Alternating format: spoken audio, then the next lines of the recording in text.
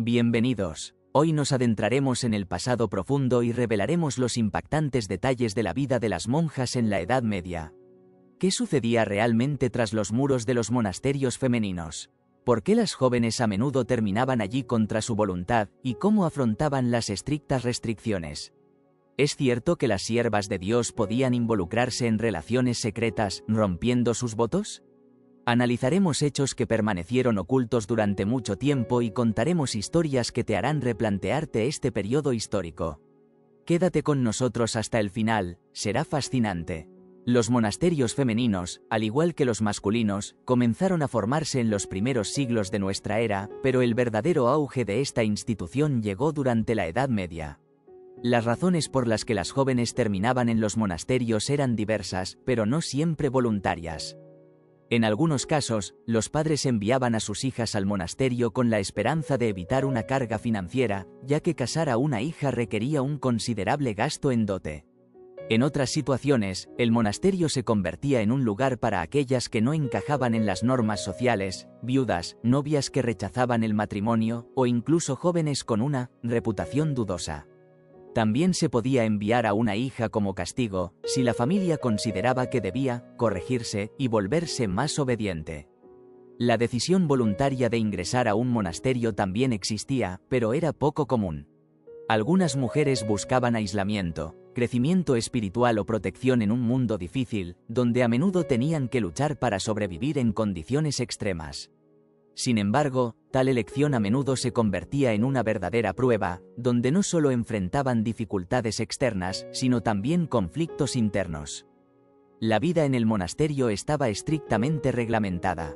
Cada día comenzaba con oraciones, que se realizaban temprano por la mañana, generalmente alrededor de las 6.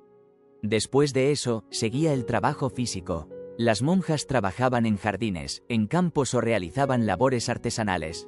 Cosían ropa, tejían cestas, copiaban libros. El trabajo podía ocupar hasta 6 horas al día, lo que, para los estándares de la Edad Media, era una carga considerable.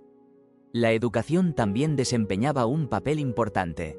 Los monasterios femeninos a menudo se convertían en centros de alfabetización. Las monjas aprendían a leer, escribir y los fundamentos de la teología. Sin embargo, no todos recibían la misma educación. Con mayor frecuencia, la formación se limitaba a habilidades básicas necesarias para leer textos religiosos. La alfabetización se consideraba un privilegio, pero el acceso al conocimiento estaba estrictamente controlado por la Iglesia, que temía una educación excesiva para las mujeres. Además, las monjas dependían completamente de los recursos del monasterio. No tenían derecho a poseer propiedades, no recibían dinero por su trabajo y, en esencia, se convertían en parte de un sistema cerrado, donde todas sus necesidades eran reguladas por la abadesa y la jerarquía eclesiástica. Muchas mujeres se sentían prisioneras de estas condiciones, lo que a menudo provocaba protestas, aunque fueran en secreto. Una de las reglas más estrictas en los monasterios era el celibato, la renuncia total a los placeres carnales. Las monjas debían mantenerse puras, dedicando completamente su vida a Dios. Sin embargo, estas estrictas reglas a menudo chocaban con los deseos y necesidades humanas reales. La Iglesia intentó suprimir de todas las formas posibles las manifestaciones de la naturaleza humana, viéndolas como una amenaza a la pureza espiritual. Sin embargo, era imposible erradicar completamente estas inclinaciones. Los casos de violación del voto de celibato no eran infrecuentes. Las jóvenes, encerradas tras los muros del monasterio, experimentaban necesidades tanto fisiológicas como emocionales de cercanía. Algunas de ellas se involucraban en relaciones secretas con monjes de monasterios cercanos. Los historiadores han encontrado muchos testimonios de que los monasterios masculinos y femeninos a menudo estaban cerca unos de otros. Esto permitía encuentros casuales y, a veces, encuentros deliberados. Historias especialmente interesantes son las de las velas encendidas. Se dice que de esta manera las monjas señalaban a sus amantes su disposición para un encuentro. La vela se dejaba en la ventana, y era un símbolo secreto para el hombre, que sabía que lo esperaban. Pero, ¿qué hacer si era imposible escapar del monasterio? En tales casos, algunas monjas encontraban formas de satisfacer sus deseos dentro de los mismos muros del monasterio. Los encuentros nocturnos y las reuniones privadas tenían lugar, a pesar de todas las prohibiciones y riesgos. Durante el día, esto era imposible, ya que se realizaban oraciones, servicios y trabajos cotidianos, pero por la noche surgía la oportunidad de romper las reglas. Uno de los escándalos que confirma estos casos ocurrió en el monasterio católico de Santa Ambrosia. Este monasterio en Roma se convirtió en símbolo de depravación y corrupción.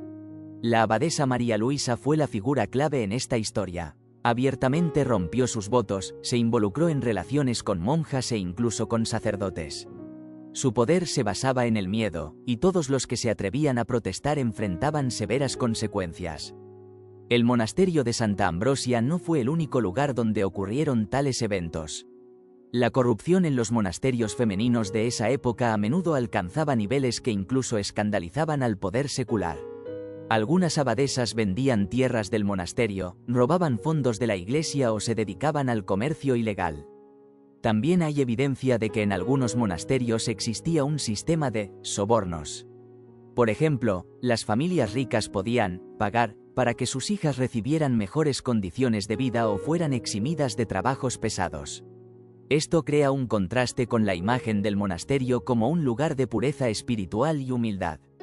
Muchas monjas sufrían de soledad y presión psicológica. Dentro de los muros del monasterio prácticamente no tenían vida personal. La comunicación se limitaba al círculo de otras monjas, y cualquier intento de expresar descontento era reprimido. En algunos casos, esto conducía a la depresión e incluso a enfermedades mentales. Investigaciones adicionales muestran que la vida de las monjas no se limitaba solo a oraciones y trabajo. En algunos monasterios existían rituales y prácticas ocultas que contradecían la doctrina oficial de la Iglesia. Algunas de ellas estaban relacionadas con el misticismo, enseñanzas secretas e incluso elementos de tradiciones paganas. Estas prácticas se mantenían en secreto y se transmitían oralmente, siendo inaccesibles para los extraños. Otro aspecto importante de la vida de las monjas es el papel de las mujeres en la jerarquía eclesiástica. A pesar de la estricta subordinación al clero masculino, en algunos casos las abadesas de los monasterios femeninos poseían un poder significativo. Podían influir en la política local, negociar con líderes de la iglesia e incluso administrar los recursos financieros del monasterio. Sin embargo, tales privilegios a menudo se convertían en causa de envidia e intrigas, lo que solo agravaba los conflictos internos. Es interesante notar que, en la Baja Edad Media, los monasterios femeninos comenzaron a perder popularidad. Esto se debió al fortalecimiento del control por parte de la Iglesia, que buscaba erradicar cualquier forma de desviación de las reglas oficiales. Las mujeres perdían cada vez más su derecho a la autonomía, y los monasterios se transformaban en instituciones estrictamente reguladas, donde cada detalle de la vida estaba subordinado a los cánones eclesiásticos. Uno de los aspectos más intrigantes de la vida de las monjas era su interacción con la población local. A pesar de las restricciones, las monjas a menudo brindaban ayuda a los pobres, curaban a los enfermos e incluso mediaban en conflictos familiares. Esto creaba una reputación ambigua para los monasterios femeninos. Por un lado, eran centros de piedad y caridad, y por otro, lugares donde se desarrollaban escándalos e intrigas. Algunos monasterios incluso eran percibidos como comunidades cerradas que ocultaban sus verdaderas intenciones del mundo exterior. También cabe destacar que la Iglesia no siempre podía controlar todo lo que sucedía dentro de los monasterios. Los historiadores han encontrado registros de casos en los que las abadesas hacían acuerdos secretos con personas influyentes locales para proteger sus intereses. A cambio, el monasterio recibía patrocinio, protección contra ataques y financiamiento adicional. Tales alianzas a menudo generaban nuevos conflictos, ya que la Iglesia condenaba estrictamente cualquier forma de interacción con las autoridades seculares sin su conocimiento.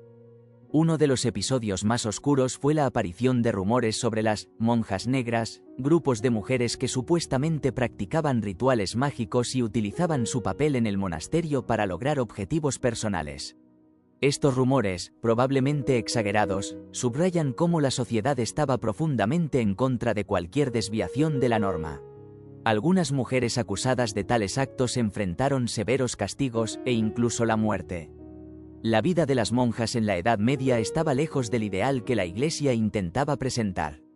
Las estrictas reglas, el aislamiento y el arduo trabajo a menudo entraban en conflicto con la naturaleza humana, lo que conducía a violaciones secretas y escándalos. Estas historias nos recuerdan que incluso en las condiciones más estrictas, las personas siempre siguen siendo humanas, con sus deseos, debilidades y aspiraciones de libertad.